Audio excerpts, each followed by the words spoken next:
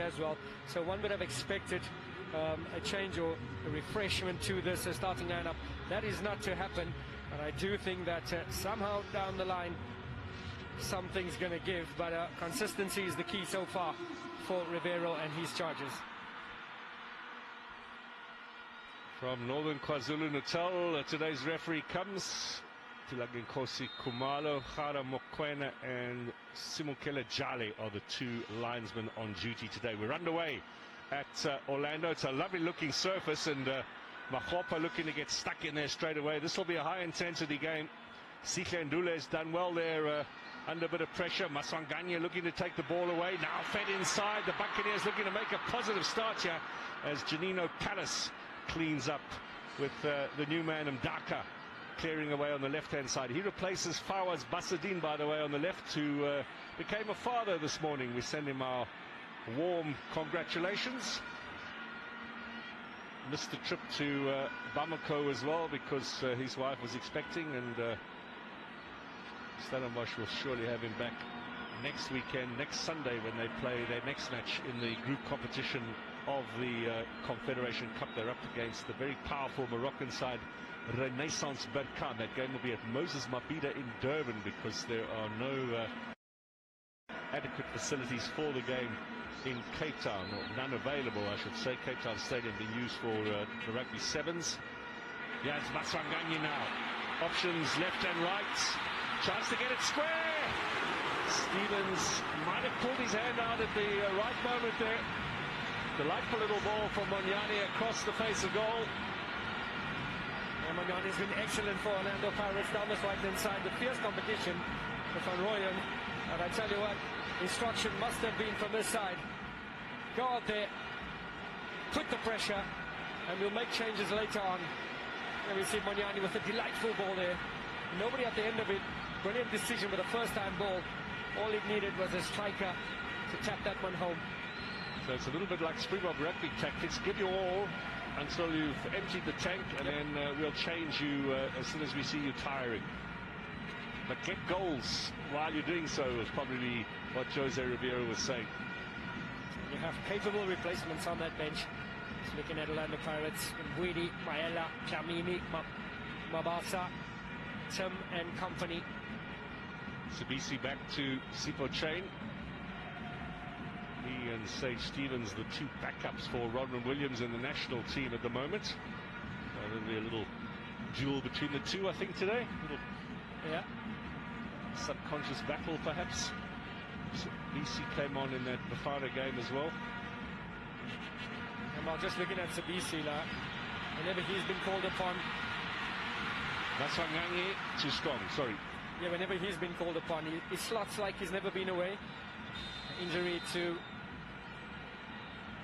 Koki, and he slots in there and takes that captain's armband and leads his side, as we see Maswanganyi. That was that earlier ball from Monyani. Sage Stevens down, needing a bit of treatment. This is in Kota in picture.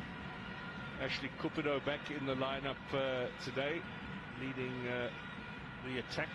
Lefronolo Mojela is their main striker. He suffered an ACL and an MCL injury in training a couple of weeks ago. Will not play again this season. Now, how's some of the European leagues where they play 50 matches, but it's at most 2.5 hour flight. Exactly. Mandla Nikazi in the middle there now. He's number one assistant these days. Of course, the brains trust alongside Rayan Jacobs, who will be talking to the analysts, getting some advice from on high. Taken away by Mbata.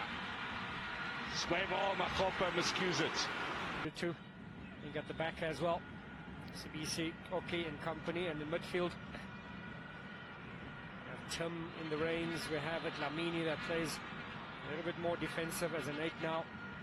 Butsaka almost taking that away from Makobera. Now a little bit of a press there from Stellenbosch. Touch from Mofokeng, and back again here. They'll be watching him carefully. You can bet your bottom dollar on that. Sihle Ndule and Janino Palace will keep a close eye. Devon Titus is going to be key down this right-hand side.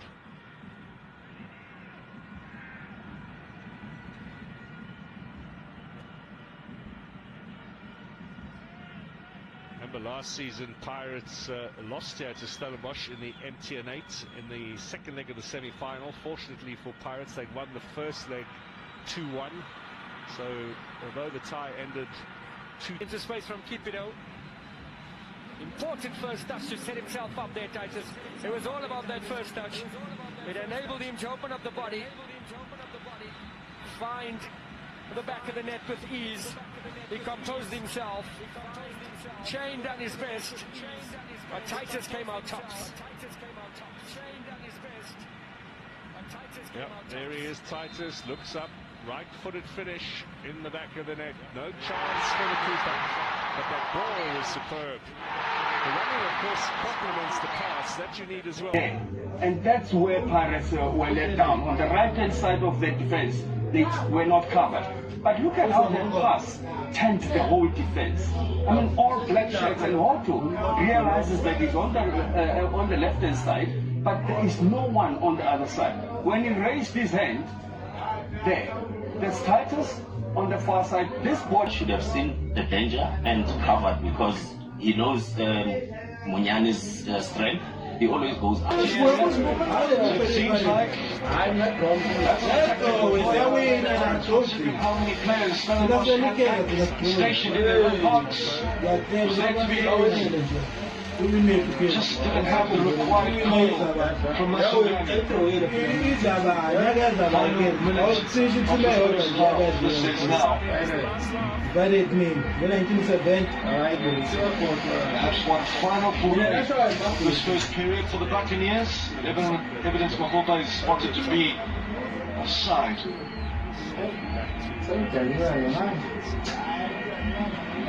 Stellenbosch did, of course, go winless in November, and they've only won 1 of their last 5 outings in all competitions. Just like the hosts, their fate is fallen. The demands of them are... Hold on.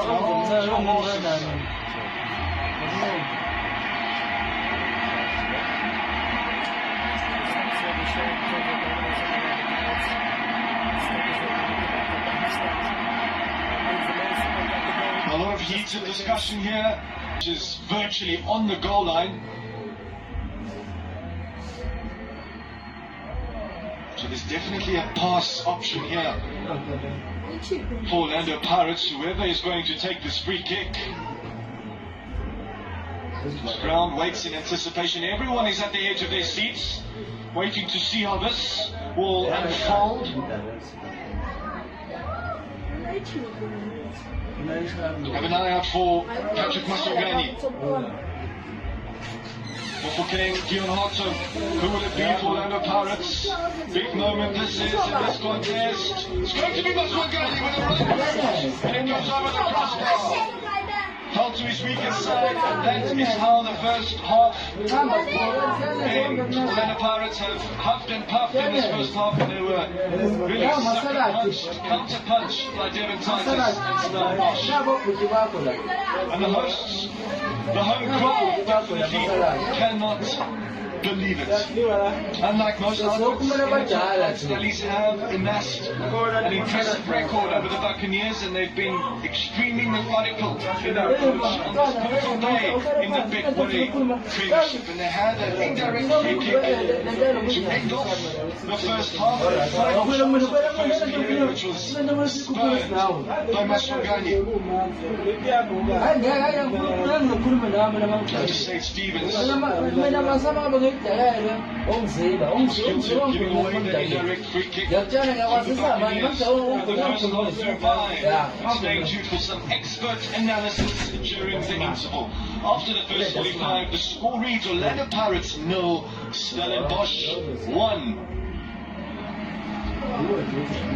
As for the half-time statistics, 12 goal attempts for Orlando Pirates, only 3 for Stellenbosch. They've had less of the ball, but they have that all-important goal. Don't leave your seats.